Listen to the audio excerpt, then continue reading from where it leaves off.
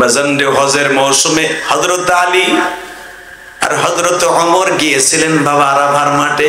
জিজ্ঞেস করে ভাইজান তোমাদের মাঝে কে আছে কুরুন শহর থেকে ইয়ামান থেকে হজ করতে আসছে?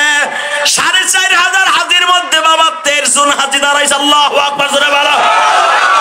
23 জন দাঁড়াইছে আরাফার মাঠে। ওমর খুতবা দিয়া বলতেছে কুরুন শহরের কয়জন আছো? 23 জন দাঁড়াইছে। এর ভিতরে ওয়াইস কুরুনি আছে, কে তো পাগল, আপনার পিছনে নামাজ পড়তে আহে নাই, হজের নামাজ। সে হয়তো কোনো গাছ গাছলার মধ্যে বয়ে বয়ে কাঁদতেছে। আল্লাহু আকবার বলেন না। ওমর বলে তুই পাগল, তোর বাপ পাগল, তোর 14 গোষ্ঠী পাগল, তুই ওয়াইজরে চিনোস কই আগে তাই কহ। হযরত আলী বলে এইভাবে পাগলামি করলে চলবে না, চলেন আমরা মনে হয় সে ফরজ তওব করার জন্য কাবায় গেছে। একটু আগে জিজ্ঞেস করে ওয়াইজ নামে কেউ আছে? একজন দাঁড়ায় বলে একটু আগে ছিল। সে জোরে জোরে চিল্লাই চিল্লাই বলে গেছে এই জায়গায় ঠোঁট লাগায় বলে আমার নবী চুমা দিছে, তাই তোরে কালো পাথরটা চুমা দিয়ে গেলাম। তুই কি আমাদের মাঠে কোষ আমার নবী ঠোঁট লাগাইছি বিধে আমি ঠোঁট লাগাই গেলাম। হে ভাইজান, কোন হাজি যখন ঠোঁট লাগায় এই নিয়ত যদি করে যে আমার নবী চুমা দিছে তাই দিলাম, নবীর সুমার জায়গায় যেন আমার সুমাটা পড়ে, ওই হাজি কোনোদিন জাহান্নামে যাবে না, জাহান্নামে যাবে না, জাহান্নামে যাবে না।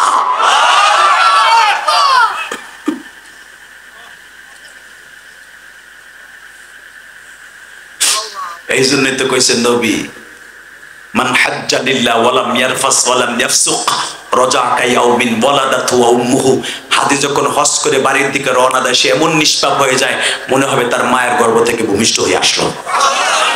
এমনি এমনি বলে নাই তো আল্লাহ। কষ্ট হইতেছে? 2টা মিনিট। এই ওয়াইস হজরে আসার সুমা দিয়ে চলে গেছে তায়েফে। ওমর বললেন বুঝছি পাগলা ওখানেই গেছে, কারণ ওয়াইস মদিনায় যাবে না এটা আমরা জানি। মারহাবা বলেন। ওয়াইসকে নবী জীবদ্দশায় বলে গেছে স্বপ্নের ভিতরে ওয়াইস হজ করতে আসবি, তোর পরে হজ ফরজ, তোর মদিনায় আসা লাগবে না, কারণ মদিনা আইসা যদি তুই আমার ডাক দাস আমি নবীর সত্যি বলতে পারবো। নবীর কিছু আশেক ছিল, সরমুনার মাঠে কিছু পাগল যায় দেখে নিবা, যে পাগল গুলা খালি ওই ফজলুল করিমের ইসাক রহমাতুল্লাহ কবরের পাশ দিয়ে ঘুরে আসছি আর মাসুদ মাসুদ কইয়া মওলারে তালাশ করে। সরমুনার মাঠে সব পাগল এক না, কিছু কিছু পাগল আছে যেগুলা পাচন পাস জারি হয়ে গেছে, কলব 24 ঘন্টা চালু। যখন জেরেকের আরম্ভ হয়ে যায় মওলার ইশকের আগুন ওদের মধ্যে উতাল পাতাল খাইতে থাকে, তখন বাস পাইয়া উঠে লাফালাফি আরম্ভ করে, তখন তাদের পাগল বলে গালি দেয়। আসলে এই পাগলগুলা দুনিয়ার পাগল না, ওদের মাঝে মওলার মাঝে তখন আর কোনো পর্দা থাকে না, পর্দা থাকে না, পর্দা থাকে না। আল্লাহু আকবার। এই জন্যই তো নবী বলছে হাত্তা ইয়াকুলু মাজনুন, তুই এমন ভাবে জিকির করবি তোর জন্য মানুষ পাগল কয়। কষ্ট হইতেছে? 2 মিনিট। এ যুবক টাকা এদিকে। ওয়াইস বলে হযরত আলী আর ওমর বলেন চলো আমরা তায়েফে যাই। বাজান এই যে আমার মাথায় যে চুল দেখতেছেন, এই যে আপনাকে এই দাওয়াতটা আমি নিচ্ছি, ওই হুজুর জানে উমরায় যাওয়ার মাত্র কয়েকদিন আগে না উমরায় থেকে আসার পরে, আলহামদুলিল্লাহ বলেন, উমরার থেকে আসার পরে আপনাদের এই দাওয়াতটা আমি নিচ্ছি। আমার এই উমরার থেকে আসার যে চুলটা দেখতেছেন এই চুলটা খালি কাটিং করছি পাশ দিয়া, মাঝখানে ঠিক বরকত রেখে দিছি। ও বাবা আমি ওয়াদা করে গেলাম আপনি না উমরা যাইতে পারবেন খুব তাড়াতাড়ি, আপনিও না হজে যাইতে পারবেন খুব তাড়াতাড়ি। যদি কোন জেহাদি ভাই কেমনে যাবো, আমি আল্লাহরে সাক্ষী রেখে রাত 12টা পৌনে 12টার সময় বলে গেলাম যদি আপনি এখন চোখের পানি ছাইড়ে দিয়া ওয়াইজের মতো আল্লাহরে বুঝে কইতে পারেন এই মাস সারার আগে আপনি কবে যাবেন কোন মাসে যাবেন আল্লাহর খাতায় এখন উঠে যাবে। রেডি রেডি রেডি হন। মনকে বুঝে এখন আমার জীবনের শেষ মাহফিল, এটা মাহফিল আগামী বছর হবে কিন্তু আমি থাকবো। আমি যেখানে বসে আজকে মাহফিলের টাকা গুনছি হয়তো আর একজন আমার জায়গায় গিয়ে গুনবো। আমার জীবনে হয়তো আর কোনোদিন এই মাহফিলে বসতে পারবো না। আমার বাবা এখানে বসে টাকা গুনতো, আমার বাবা এখানে বসে কালেকশন করতো। আজকে আমার বড় ভাই ওই কবরে, আমার বাবা কবরে, আমিও যেন কবে আগামী বছর চলে যাই। নবী গো যাওয়ার আগে একটা বার যদি মক্কা মদিনায় যাইতে পারতাম। বাজান এবার মনের আশা মনে লইয়া আল্লাহকে একটা ডাক দিবা। হযরত ওমর আর আলী, ডাক দাও, ডাক দাও, ডাক দাও, ডাক দাও, ডাক দাও। হযরত ওমর আর আলী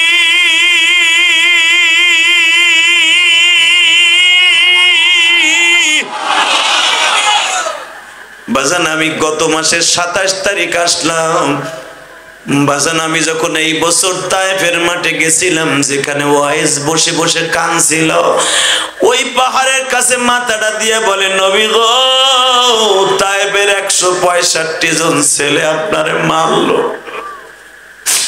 মনে হয় মারতে মারতে এই জায়গাটাই বেহুশ করে ফেলে রেখে দিয়েছিল।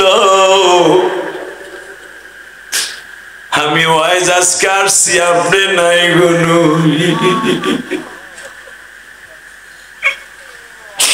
এই তায়েফ জেলা শেষ হইলি ইয়ামানের বর্ডার। ও নবী এই বর্ডারের সাথে ইয়ামানের বর্ডার লাগানো। আমি ওয়াইজ যদি তখন তায়েফে আসতাম গো, অন্তত তায়েফের ছেলেদের পা দুটো জড়াই ধরে বলতাম, মাইরো না, মাইরো না তোমরা নবীকে,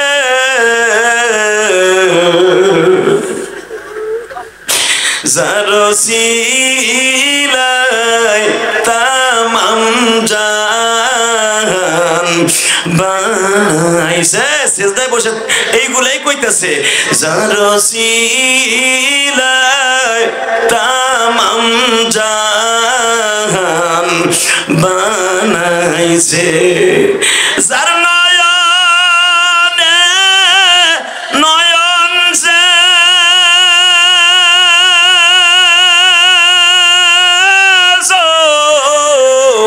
রাখিছে,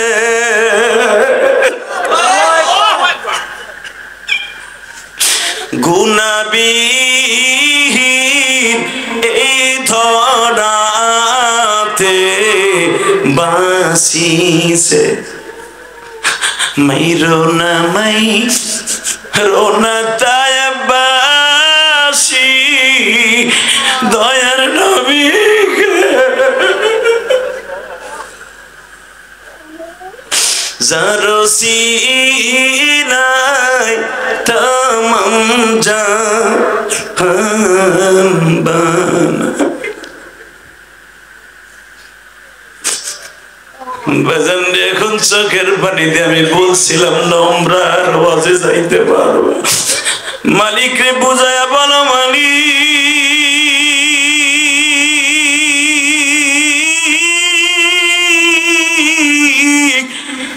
যদি ওই তায়েফ শহরটা না দেখাইবা কেন নবীর আশিক বানাইলা?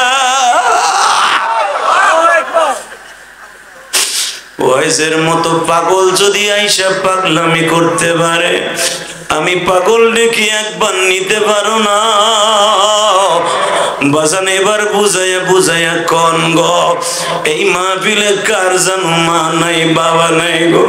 আমি ইলিয়াসুর রহমান জিহাদি 12 বছর বয়সে মা হারাইছি, আমার নবী 6 বছর বয়সে মা হারাইছে। ওয়াইজ আজকে কেঁদে কেঁদে বলে, নবী গো আজকে আমার মা নাই, আমি হজে আসছি, আমার মা পয়সা থাকলে তো আমি হজে আসতে পারতাম না, আজকে মাও নাই আপনিও নাই। নবী গো ওয়াইজের দুঃখ বোঝার মতো আর কেউ নাই। বাজান সেজদায় পড়ে যখন ওয়াইজ কান্দাছে, হযরত ওমর বলে, আলী রে এইটাই হবে ওয়াইজ করুনি বাবা।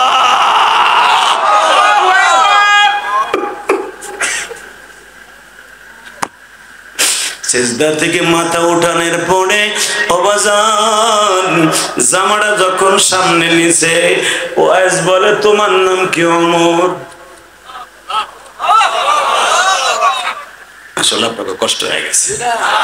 তা না হলে এই কথাটা শোনার পরে এত জোরে আল্লাহু আকবার বলতেন, জীবনে কোনোদিন ওয়াজিব হয়ে আল্লাহু আকবার বলেন নাই। আমি আবার বলছি, কেমন আসে এইটা জীবনে ওমরের সাথে দেয়া হয় নাই। ঘাটটা বাম দিকে ঘুরে বলে, তোমার নাম না ওমর? তোমার নাম না হাসানের আব্বা, নবীর জামাই আলী? কথা কইতেছো মুক্তার দানার মতো দাঁত গুলো জল জল করতেছে, দাঁতে দিয়ে একটা স্পটও নাই তোমার। ওমর বলে, এই জামাটা আমার নবীর হাদিয়া, আপনি আমার নাম কেমনে ওমর জানলেন? আরে তোমরা যে জামা নিয়ে আইবা, আমার মাসুক আমার সবটাই বলে দিছে, আমার মাসুক আমার সবটাই বলে দিছে। না আমি তার আশেক, আমার মাসুক কইব না।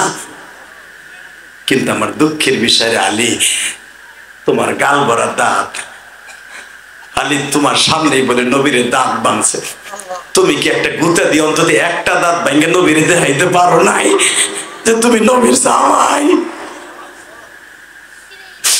আলী মুখটা চোখটা সাইফা ধরে বসে পড়ে কয়, আমি এই জন্যই তো বুঝছি জামাটা তার নাতিরে না দিয়া, তার মেয়ে ফাতেমারে কাফন হিসাবে না দিয়া কেন আপনারে দিয়ে গেছে। গালটারে ফাঁক করে বলতেছে, আলী দেখো এই দাঁত গুলা পিড়ে পিড়ে ভাঙছে। কিন্তু হযরত ওমর লাভ দিয়ে দাঁড়ায় বলে, আচ্ছা আপনি এত আশেক তার নবীর লগে দেখা করতে যান নাই কেন? এখানেই তো ফ্যাক্টরে ওমর। ওমর তোর মা আছে? না আমার মা আজকে নাই, ওই বুড়া মহিলার লেগে যাইতে পারি না। কিন্তু ওই বুড়া মহিলার দোষ না রে, এটা আমার নবীর দোষ না রে। হয়তো দুনিয়া আমার লগে তার দেখা হইব না, আমার মাসুকের সাথে কিয়ামতের মাঠে দেখা হবে, কিয়ামতের মাঠে দেখা হবে, কিয়ামতের মাঠে দেখা হবে। এই হাদিসের দ্বারা বোঝা যায় আমরা নবীরে দেখি নাই, কিয়ামতের মাঠে দেখবো। সাথে মিছিল করতে করতে বিশ্ব নবীর সাক্ষাতে যাব, আমার এই নবীরে যদি কেউ গালি দেয়, আরে বাংলাদেশের জায়গায় পুঁতে ফেলাবো।